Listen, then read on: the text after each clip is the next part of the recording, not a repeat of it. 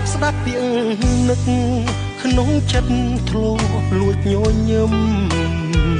ស្ដាប់ហើយសងខឹមថាស្នេហ៍នឹងជួប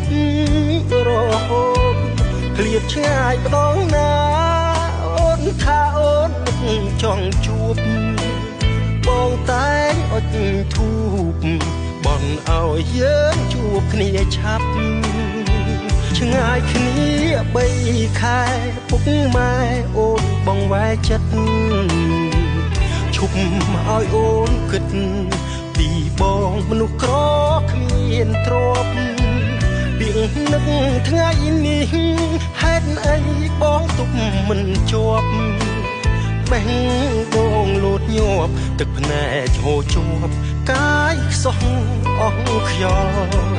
លែងចង់ហើយលែងចង់លឺហើយពាក្យនឹកលែងចង់រំលឹកឈប់ចាំវេលាមកដល់នឹកយ៉ាងណាក៏គង់មិនមានលទ្ធផលនឹកគ្រាន់តែជាខ្យល់ឲ្យខ្ញុំញញឹមមួយគ្រាឈប់នឹកខ្ញុំទេឈប់ហៅអតីតត្រឡប់ពីនឹកលែងអោបេះដូងឲ្យបាត់រងាពីនឹកអីលើរឹតធ្វើឲ្យចិត្តចុកផ្សាទោះនឹកយ៉ាងណាក៏អូនរៀបការនឹងប្រុសផ្សេងហើយ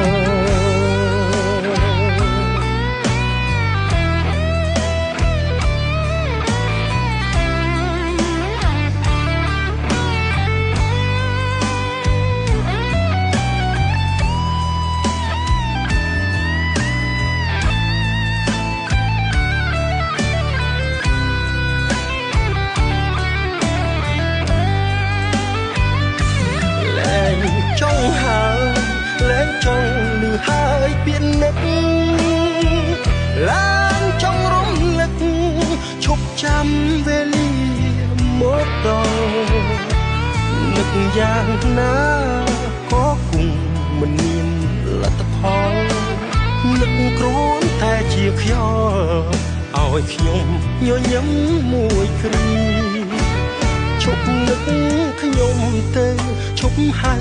អតីតត្រឡប់ពីនឹកលែងអោ